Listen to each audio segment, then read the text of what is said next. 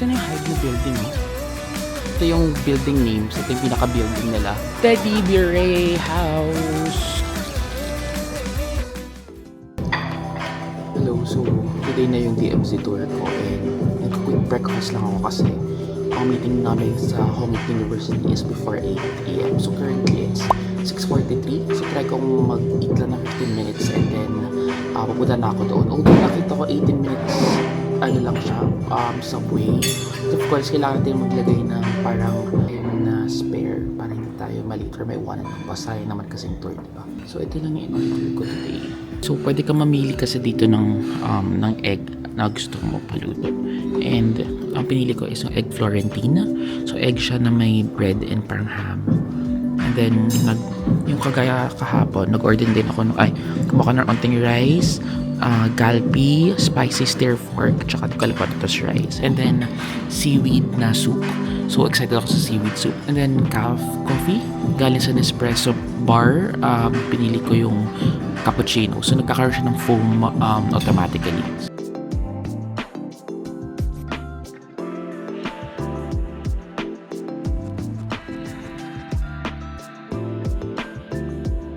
Ayun, hello. So tapos na ako mag-breakfast. Tapos bumaba na ako ng hotel. So ito yung hotel, diba, sa taas.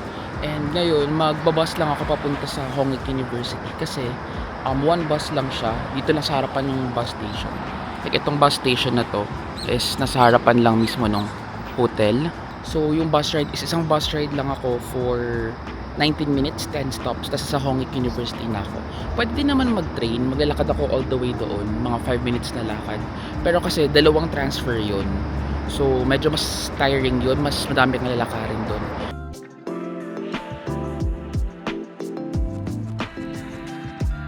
Hello, so ayun, bumaba na ako ng Hongik University, pero kasi yung bus is exit number 1 ang binabaan ko, pero set 3 pa ako, so nilalakad ko na lang. Pero hanapin ko pa yung bus ko kasi hindi ko alam anong bus yung sasakyan ko dito.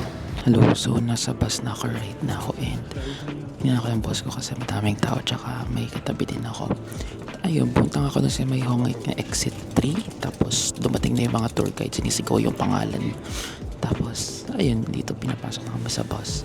So, full yung bus. Hindi ko in-expect na full siya. Pero, ako since DMZ tour nga, baka nga madami talaga. Ayun, dapat 8 AM alis na kami. Which is, ayun, mag-move na. All the family stay in South Korea together. They couldn't find them easily.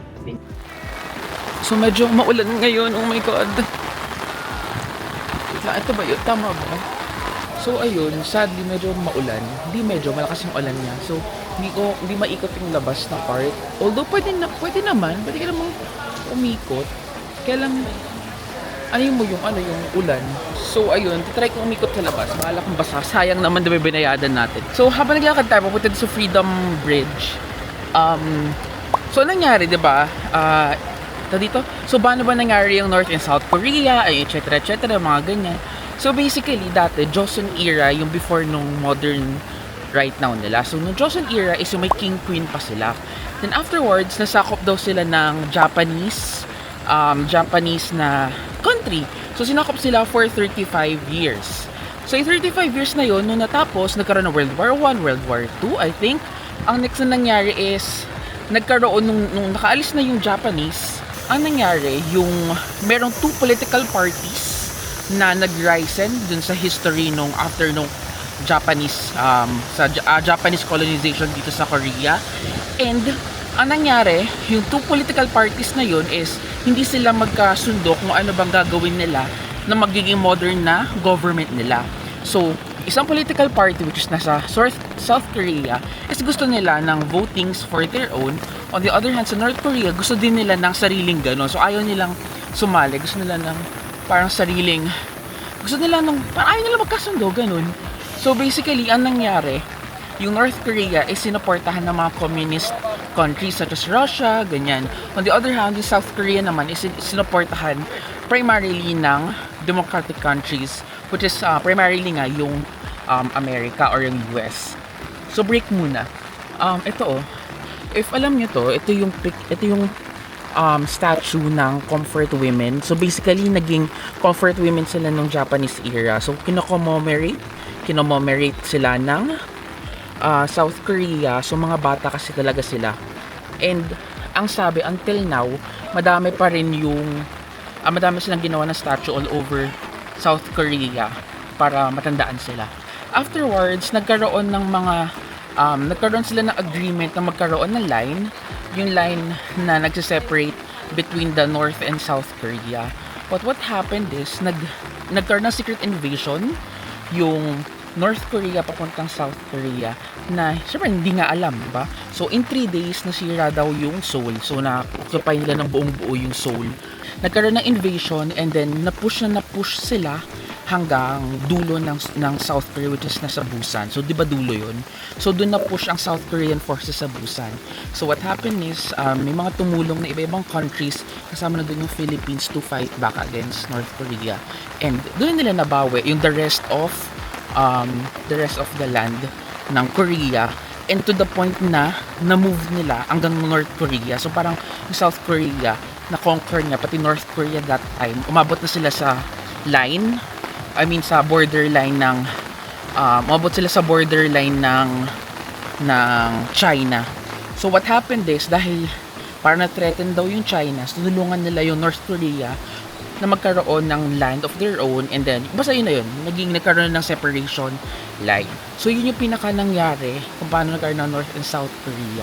Tapos tingnan nyo to, this one daw is na-discover nila na train from during that time, and kung may mga bullet holes pa nga na-discover lang daw nila tong mga to. So ito guys, ito yung hindi ko alam kasi yung train dito, yung train dapat na gagawin nila para magkaroon ng transportation from north to south, pero natigil na nga siya. Tapos ito, may makikita kayo dito mga mga bob wires, tapos may mga ribbons dito. Ang pagkakaalam ko, yung mga ribbons na yan is may mga pangalan yan na nilalagay ng mga family members. So may river dito sa gilid. Pwede ka daw mag-gondola sa other side, pero 50,000 won siya and wala namang time kasi gawin yun. Okay, so hindi pala dun yung Freedom Bridge. Yung Freedom Bridge pala is itong area na to. So ayan, so yung area na to is dito yung tumatawid yung parang mga papuntang north to south, south to north. So ngayon, sobrang lakas na ng ulan. Gusto ko nang bumalik dun sa doon sa museum part kasi lakas ng ulan. Wait lang, ba't ganyan? Tapos may travel advisory. May mga yung nagno-notify na yung parang nila dito. Parang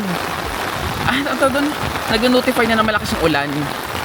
Basang-basa na yung yung sapatos.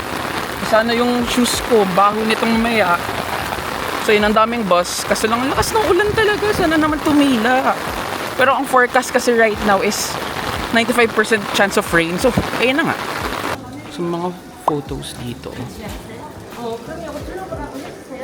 Like real photos. Ito yung liberation from Japan. And then, start ng Korean War. Kasi dito yung US troops. Tapos may amnesty. So, ito yun. Ito yung pinakakwento ng kung paano nag-divide yung Korean Peninsula. So, Korean Peninsula is yung whole island, kumbaga. Meron ditong mga sa museum kung saan gaganapin yung North Korean interview. Nandito yung mga money. So, bumili ako ng money kanina. Papakita ko later. And then, on this side naman, ito yung mga books nila. Galing North Korea yan. Songbooks. O, mayroon din silang mga face products. Diba? May skincare din sila. Mga spices and condiments. Tapos makikita nyo dito yung military uniform, yung female. Ito yung pang school nila. So dalawang type of uniform pang school. And then ganito ang alam ko ganito yung usual na itsura ng mga bahay sa North Korea. So ganyan, simple. And then may picture sila nung kanilang leader on the side. Parang may TV show na sinushoot What if magbida-bida ako?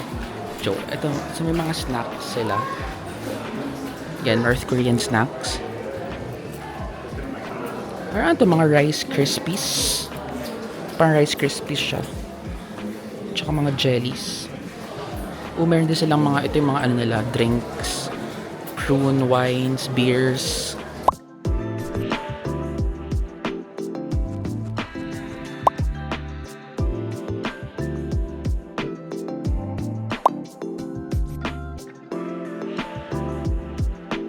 Namin yung North Korean factor, tapos nagkwento siya about sa buhay niya, tapos may question and answer. Pero bawal kasi mag-video. So dami ko natutunan. Yung mga usual na na alam natin. Confirm lang yun ni Hans. Ito yung parking, dito kayo bababa. Doon yung parking ng mga bus. Tapos, ditong side is yung parang pinaka-tourist information. Diyan bibili ng ticket. Pero usually yung tour guide niya, pag binok nyo sa Klook, sila na yung bibili. So bibigay na lang sa inyo.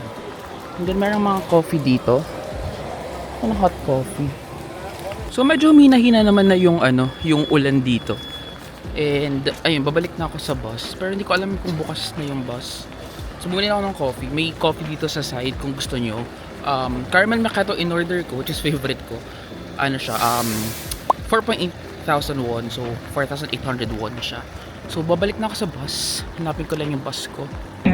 So here is the Minicha Horizon. So we are on the unification bridge is here, and on the left side of you, the white bridge is the railroad bridge. So the railroad keep connecting to North Korea. We built the railroad into Thai. So this bridge was built by Hyundai company because when he was young, like when he was just 16 years old.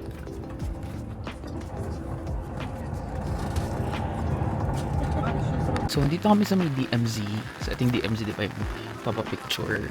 Tapos, pinapunta kami dito sa building dito muna. Magkukwento-kwento daw muna siya about dito. So, pumunta na kami sa may tunnel daw. Pero may choice ka. Pwede hindi ka pumunta or mag-museum ka lang. Or pwede ka pumunta sa tunnel, which is 100 meters deep. So, sabi parang 25 stories siya. Yung lalim niya. So, 30 minutes daw yung pababa tsaka paakyat. For experience, try na natin, diba? Hi guys, nandito ako sa loob ng tunnel. Hindi ko nalagay itong mic. Bawal magdala ng anything. Tapos nagulat ako, nasa akin pa yung mic. So anyway, hindi ko alam if recorded to. So, dito na ako sa may tunnel. Pababa siyang, parang sobrang steep siyang pababa. And then, magta-turn ka ng right. Tapos may dire-diretso doon na mahaba na talagang yung tunnel. Like rocks lang yun nasa paligid namin right now. And maliit lang siya. Like ang sikip niya. Tapos, hindi naman siya mainit. Tama lang yung temperature. But, medyo nakakahingal siya yung air. Parang stuffy na siya. Like right now, medyo mahirap huminga siya. Kasi madami ding tao. Plus, yun nga, magiging limited yung oxygen ng area na to. Medyo exciting siya, oo. Kasi, ito talaga yung actual tunnel. And, nakikita mo dito yung mga parang dating mga pinaglagyan ng bomba. Kasi, dynamite lang pinangbutas dito. So bakit na ulit ako doon sa pinagalingan namin? Akala ko madali lang. Ay, parang feeling ko kahapon pa ako naglalakad. Nakikita ko na ata yung kinabukasan. Natatawa ko sa nagagawa ko. Bagod. Nakakit na kami, grabe. Madali lang yung pababa. Pero yung paakit, parang feeling mo lang katapusan.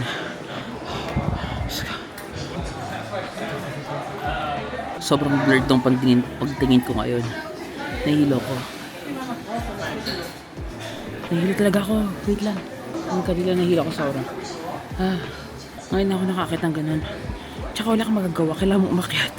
Kahit gusto ko mag-give up, wala kang magagawa. Bibili ako ng something na matatandaan ko ng DMZ na to. So may souvenir shop nila. Meron silang souvenir shop dito. So ito yung souvenir shop. Pwede bumili ng mga t-shirt. This one. Example, this one, Roka, Korean RB, 15,000 won tong lahat. Tapos meron din mga ganito. So meron din sila dito, yung fence mismo ng wire fence ng DMZ. Ayan, hindi na umuulan at last. So ito yung iconic na, ito, yung parang photo na to, ay place na to, tsaka yung DMZ. Although sa DMZ, daming tao, so hindi ko alam paano ako magpipicture dyan. Baka later, paano sa tour guide ko. Pero dito pwede magpicture, set up ko yung camera ko dito.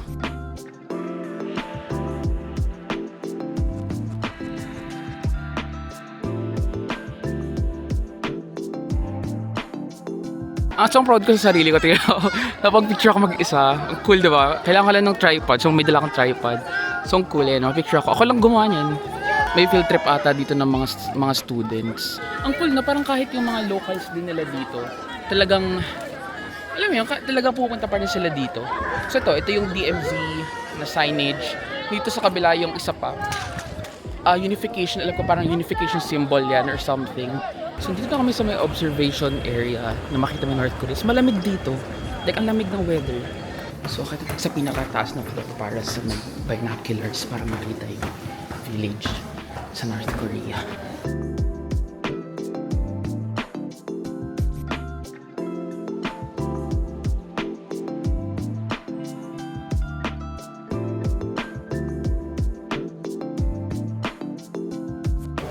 So, last ng stop is yung parang local market. So, dito yung mga local na ginagawa nila. Example, produce daw dito is mga beans, mga ginseng. So, yan sila. Sabi nung tour guide, ang bilhin daw dito yung chocolate na color red. Yun daw yung masarap. So, ito. Bibenta sila ng mga beans. Ito yung binibenta yung mga alcohol. Wait lang. Okay. Akala ko ahas. So, hindi pala siya ahas. Natakot ako ng very slight. Then, mga ginseng extract. Pero mahal siya. Yung nasa 198 won. And then, ano to? Collagen. Collagen din. So, then, may mga skincare, condiments. Ito daw yung masarap, yung red. Ito yung bilhin nyo. So, may iba pa siyang flavor eh. So, yun yung pinaka-tour natin for today. And pabalik na tayo ng Seoul sa may City Hall. So, malapit siya sa Gyeongbokgung Palace and sa Myeongdong. So, doon na lang kami magkikita ni Mami kasi punta kami Myeongdong daw. So, yun lang. So, 1 hour daw yung biyahe from here papauwi ng Seoul. So, hello! Nakabalik na kami dito sa Seoul and kakababa lang namin ng bus.